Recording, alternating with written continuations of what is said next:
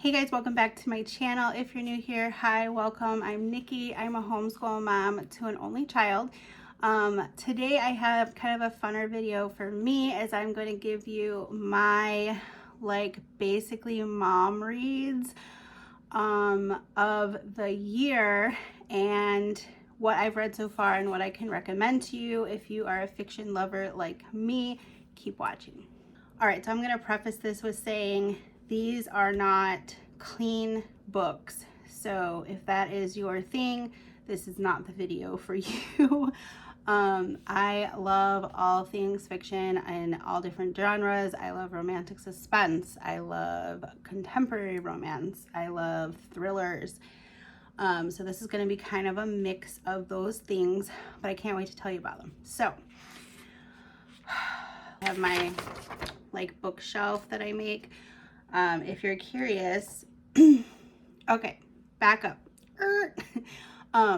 This is my fun little bookshelf that I made in Canva, and then I take a picture of the book that I've read and I put it on my bookshelf. That way, I just have a visual of all the books that I've read for the year. So last year I was able to fill this entire bookshelf. This year I'm lagging a little bit, but I read some really good ones. So here we go. I read The Perfect Marriage by Geneva Rose. I don't remember what I started this at, but it had me hooked from the get-go. So I'm just going to tell you a little bit about it. It says, would you defend your husband if he was accused of killing his mistress? That's a deep question, y'all. Sarah Morgan is a successful and powerful defense attorney in Washington, D.C. At 33 years old, she is named partner at her firm, and life is going exactly how she planned. The same cannot be said for her husband, Adam. He is a struggling writer who has had little success in his career. He begins to tire of his and Sarah's relationship as she is constantly working. Out in the secluded woods, Adam and Sarah's second home, Adam engaged in a passionate affair with Kelly Summers. Then, one morning, everything changes. Adam is arrested for Kelly's murder. She had been found stabbed to death in Adam and Sarah's second home. Sarah soon finds herself playing the defender for her own husband, a man accused of murdering his mistress. But is Adam guilty or is he innocent? This story, you think you know where it's going. You think that you know how it's going to end, but you don't. Trust me, you don't. I did catch on a little bit, but I'm a writer, so it was a little bit easier for me to see cues and stuff like that. But this book hooked me, and I loved the tug and pull of the character even going through with what making the reader feel the things that the main character is feeling and truly deciding whether or not guilty, innocent, and you're on the edge of your seat. You just don't know what's gonna happen. And he's a mess. He is a mess up to here, and he keeps doing everything wrong and doesn't want to follow instructions, doesn't want to play by the rules, and you're literally on trial for murder. So good. Highly recommend. Geneva Rose. There's another one that just came out by her, and I can't think of the name, but I can't wait to read that one as well. But that was my first book by Geneva Rose. Next, I read Saving Noah by Lucinda Berry. Now, I have read other Lucinda Berry books. I have read, I believe, The Block Party, which I loved. I read Off the Deep End, I think it's called, which I loved. Now, she writes very emotionally driven books. These are insane trigger topics on all of the books that I'm saying by Lucinda, but she pulls at your heartstrings, man. She does something out of this world when it comes to her writing, and I absolutely love it. So Saving Noah, if you are a mom, let's just say this has all the triggers. So if this is something that may even possibly trigger you, don't read it, because I'm telling you it's worse than the trigger warning can be. But it's so good. It's so good. So let me just tell you about this book. So we forgive murderers, not pedophiles. Not since Lionel Shriver brought us We Need to Talk About Kevin has a writer delved into the complexities of a disturbed mother-son relationship until now. Meet Noah, an A honor roll student, award-winning swimmer, and small-town star destined for greatness. There weren't any signs that something was wrong until the day he confesses to molesting little girls during swim team practice. He's sentenced to 18 months in a juvenile sexual rehabilitation center. His mother, Adrienne, refuses to turn her back on him despite his horrific crimes, but her husband won't allow Noah back into their home. In a series of shocking and shattering revelations, Adrienne is forced to make the hardest decision of her life. Just how far will she go to protect her son? Saving Noah challenges everything you think you know about teenage sexual offenders. It will keep you up at night long after you've read the last page, questioning beliefs you once thought were true. Y'all, I am sure the majority of us have never been put in a situation like this, and of course this is fiction. Let's keep that straight. But this book, this mom, I have felt so many of the things that she has felt for other circumstances. Obviously, I can't relate to the story itself, but as a mom, the feelings that she goes through, and how, like, if your child was a pedophile, how would you react? Nobody knows what's going to happen in life, right? And like, nobody knows our futures with our children or anything like that. And you hope that you raise them from a place of love and nurturement, and hope that they go out into the world and live their best life. And the tug of the heartstrings when this happens and it tears apart their family. This was so good, and the ending. This is a book that will stay with me forever. Like, the ending was so powerful, and it's such a touching story. And I loved getting to know Noah in this story, because as someone that you would think is put in this negative light, the child is just, he's an amazing boy. Obviously, again, we're talking about a fictional character, but I get very invested in books, so highly recommend Saving Noah by Lucinda Berry. Next up, I read The Last Letter by Rebecca Yarros. If you are familiar with Rebecca Yarros, she is the one that wrote the Dragon books. Can't even think of their name at the moment because my mind is going blank. That were like, Iron Flame and all of that. So I have dug into like some of her past books, of her romance books, and this is not a fantasy romance. This is like contemporary romance, military romance, something along those lines of genre. This made me bawl my eyes out. I read this with Ashley as well, and wow, it is like a breathtaking story. And this has a ton of, I don't want to say triggers, it's just very emotional, and it really hits on some topics. So let me tell you about it. If you're reading this, okay, this is to Beckett. If you're reading this, well, you know the last letter drill. You made it. I didn't. Get off the guilt train, because I knew if there was any chance you could have saved me, you would have. I need one thing from you. Get out of the army and get to Telluride. My little sister Ella is raising the twins alone. She's too independent and won't accept help easily, but she has lost her grandmother, our parents, and now me. It's too much for anyone to endure, and it's not fair. Here's the kicker. There's something else you don't know that's tearing her family apart. She's going to need help. So if I'm gone, that means I can't be there for Ella. I can't help them through this, but you can. So my page cut out, but basically this story about Beckett. I loved Beckett. Ashley didn't love him so much, but he tore my heartstrings, because he's sitting there doing as his best friend wants him to do, and he is going to help his friend's sister, and he like has these secrets and he doesn't tell her, and it ends up being this like thing that makes everything explode. But she's this like strong-willed, I don't need help, I can handle it on my own, and they just have this like chemistry, and their kids are awesome. I loved the aspect of the kids. There's some definite sad moments there, and there is like death involved in this book, so you are going to want to know that beforehand, and it will wreck you in all of the ways. The Last Letter, Rebecca Yarros.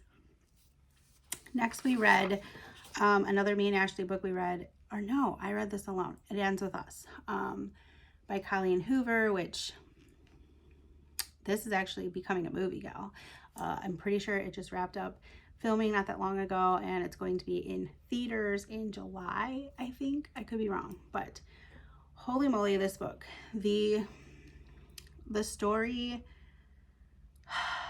is about Lily and Ryle, and Lily, the character, she writes these wonderful characters. And I never had read Colleen Hoover until this past year, and every book that I have read, I've pretty much loved by her. But this one, I'm excited to see the movie because I want to see Ryle, how he is in real life. But let's just talk about it. So Lily hasn't always had it easy. That's never stopped her from working hard for the life she wants. She's come a long way from the small town where she grew up, graduated college, moved to Boston, started her own business, and feels a spark with a gorgeous neurosurgeon named Ryle Kincaid. Everything in Lily's life seems too good to be true. Ryle's assertive, stubborn, and arrogant. He's also sensitive, brilliant, and has a total soft spot for Lily. And the way he looks in scrubs doesn't hurt. Lily can't get him out of her head, but Ryle's aversion to relationships is disturbing. Even as Lily finds herself becoming the exception to his no dating rule, she can't help but wonder what made him that way in the first place. So this is,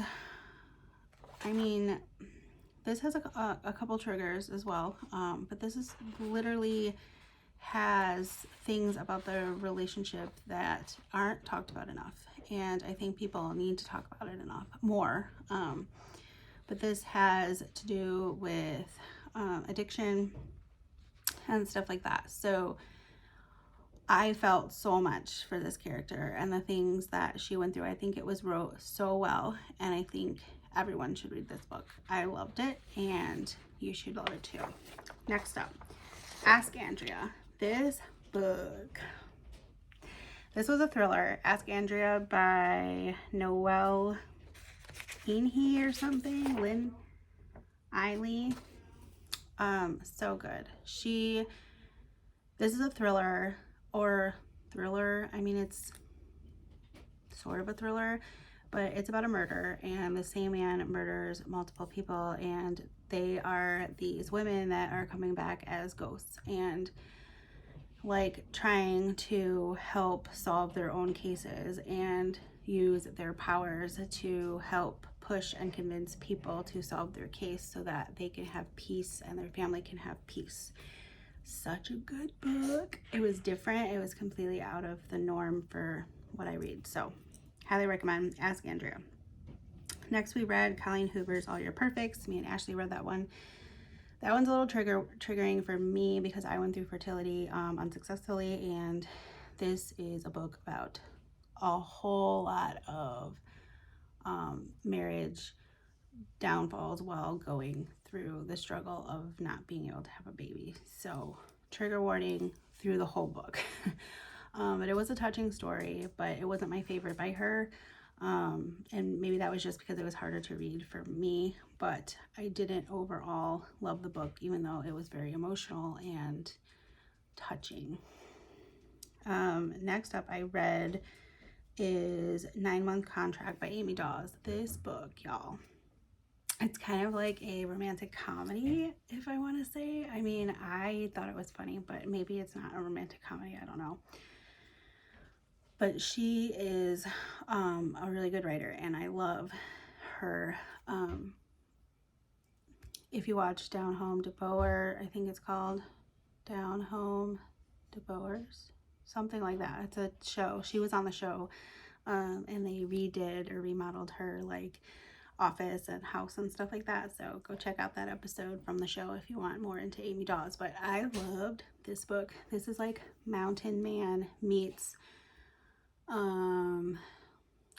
curvy woman who is going to basically mother his baby. Like, he is the man who is seeking out not a partner, but he wants to have a baby, and he wants to do it all on his own. And so there's this 9-month contract. Love the banter, the fun and heartwarming part of these stories, but it is, the family is like your idol type family that you just want to have a family like theirs. They live on this mountain, and they all live in these like cool houses where like lots of not limited resources, but they've got all like the power stuff to make everything last a really long time should they lose power and stuff like that. So I forget what the word is for that, but I really liked it. Check out 9-month contract. Then I read I Thought of You by Jewel E. Ann. I love Jewel E. Ann. I have not read a book of hers that I didn't love.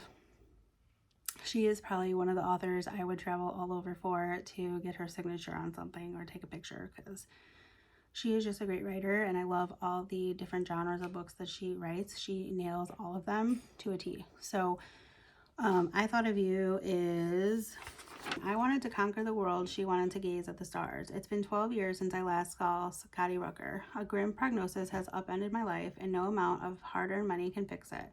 So after leaving a note on the nightstand, I search for my first love. I search for life. When I find her in Austin, working at a quaint general store and living in an RV behind it, those 12 years vanish. She is exactly how I remember her. Scotty's ability to live in the moment is exactly what I need. But how do I convince her new boyfriend that I'm not his competition? And what happens if my heart changes its mind?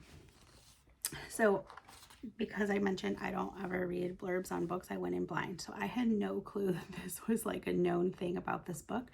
But I loved it. I loved it so much. I finished this book in like 2 days, I want to say, because it was that good. And it's a quick read. I feel like it flows very well. But these characters tug at your heart, and it is emotional. It is very emotional towards the end of the book. And I love that there are people that have this love, and she believes that, you know, you're able to have multiple loves and soulmates in your life and still be okay to love them, but want something else for yourself.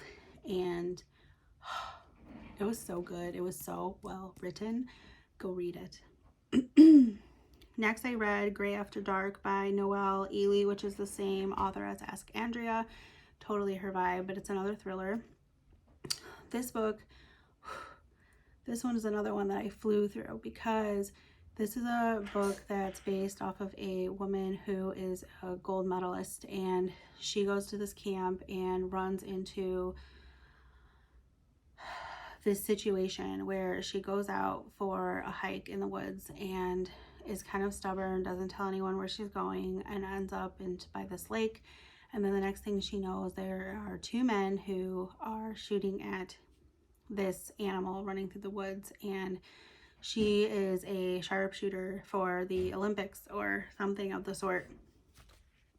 And she realizes that they're shooting an animal that is in a lake, and that is not something they can just hunt and go get and grab out of the lake. Like, they're shooting for fun, and that scares her for the people that see her swimming in the lake. So she runs into these 2 men who basically are what you would call preppers, and they're definitely a different breed. It kind of reminded me of Wrong Turn, if you've ever seen that movie, except they're not like inbreds, but they're really weird and really creepy, and they do a lot of disturbing things, and they end up kidnapping her.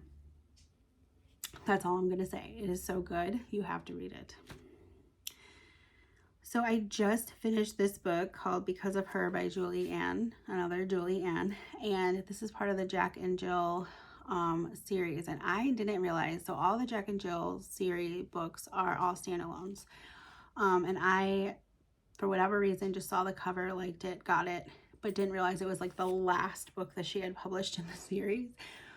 So like the characters are in the other several books, but I like now I don't want to read the other ones because I feel like I should have started at a different point, even though they're not made to be in order. But I loved it. Jack has a special place in my heart. The name Jack has a special place in my heart for stuff of my own writings, but Because of Her is so good.